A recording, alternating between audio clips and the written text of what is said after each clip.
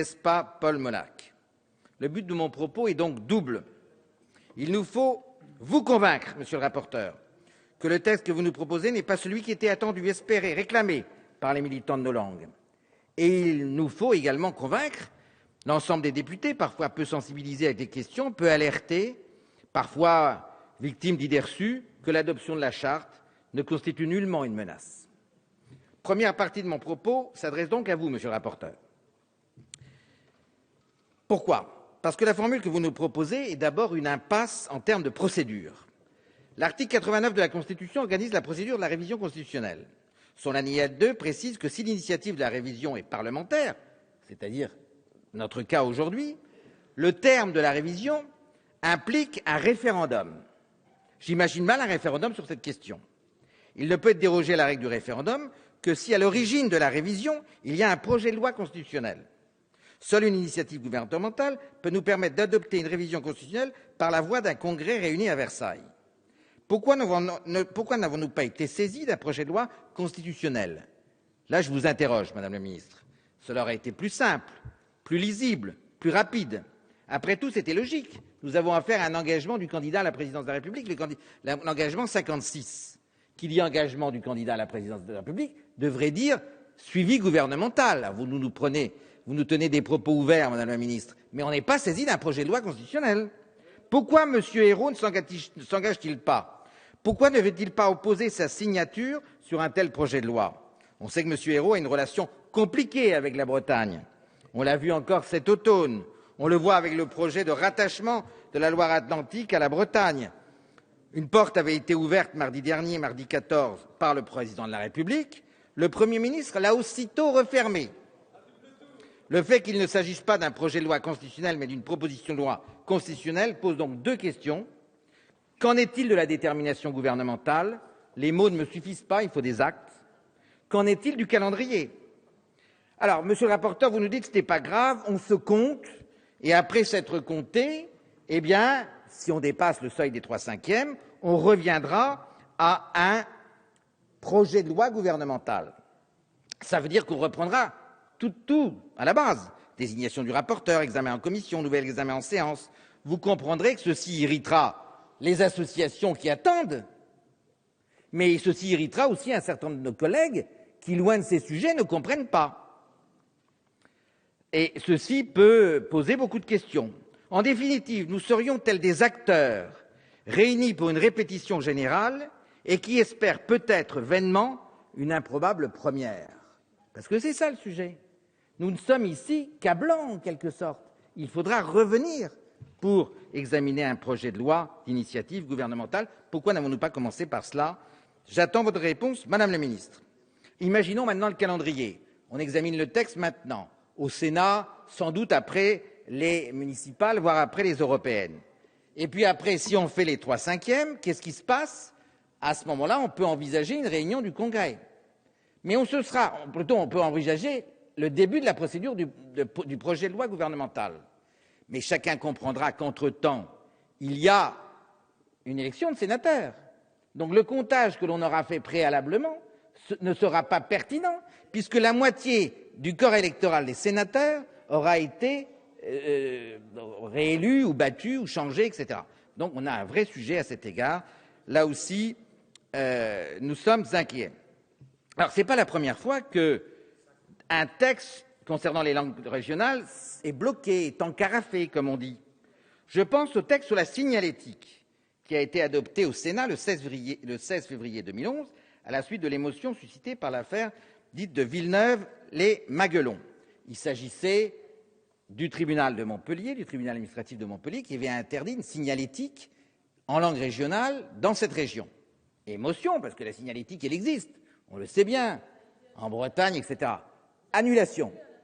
Attendez, le sujet, c'est qu'une loi a été adoptée au Sénat, de façon à prévenir tout risque. Or, cette loi, depuis 2011, n'est toujours pas inscrite au calendrier de notre Assemblée. Calendrier qui dépend de vous, du gouvernement, Madame la Ministre, ou de la majorité. Donc, on comprend bien que les militants des langues régionales se disent « on a l'habitude de ces propos que l'on nous tient et qui n'aboutissent pas à des choses concrètes ». La deuxième difficulté de votre proposition de loi constitutionnelle, monsieur le rapporteur, c'est qu'elle est très restrictive. Relisons-la. La première ligne est positive, la République peut ratifier la charte. Mais après, il y a 12 lignes objectivement négatives qui inquiètent les militants des langues régionales. Ces lignes négatives sont la résultante de la décision du Conseil constitutionnel de 1999. Mais c'est très différent. Initialement, nous avions une décision du Conseil constitutionnel, mes chers collègues, qui pouvait évoluer. D'ailleurs, la composition du Conseil constitutionnel a évolué. Peut-être que le Conseil constitutionnel n'aurait pas la même position aujourd'hui. Mais demain, si ce texte est adopté, nous aurons gravé dans le marbre des censures objectives à l'égard des langues régionales. Et ça, c'est très inquiétant. Donc j'espère que vous reviendrez à une position très simple, celle de notre proposition de loi. Tous mes collègues qui sont ici ont signé la proposition de loi dont j'étais à l'initiative avec mon collègue Marc, qui consiste à dire très simplement la République peut ratifier la charte sans opposer de conditions, ou laissons au gouvernement la possibilité d'opposer des conditions dans un éventuel référence au traité, pourquoi pas, mais en tout cas pas dans la Constitution. Alors dans ces conditions, il y a, vous dénoncez la notion de groupe, on peut le comprendre, notre République ne s'organise pas autour des groupes, mais ceci est malgré tout pernicieux, parce que la langue, par définition, ce n'est pas un échange avec soi-même, c'est un échange avec des tiers, en société. Donc par définition, la langue est associée à la notion de groupe, et des esprits malveillants peuvent avoir à redire à cet égard. Plus pernicieux, vous écrivez, dans les conditions. L'usage du français s'impose aux personnes morales de droit public et aux personnes de droit privé dans l'exercice d'une mission de service public.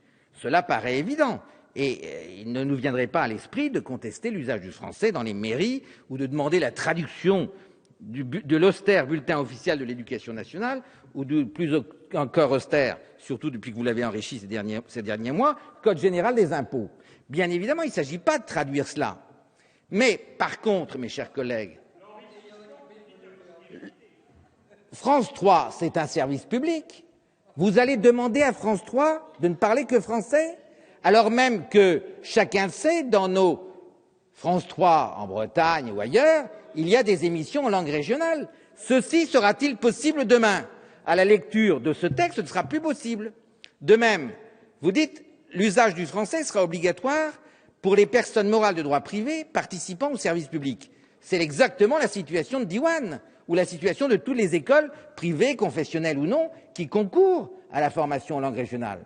Ça voudrait dire qu'elles ne pourraient plus utiliser la langue régionale. C'est objectivement une aberration et c'est très inquiétant.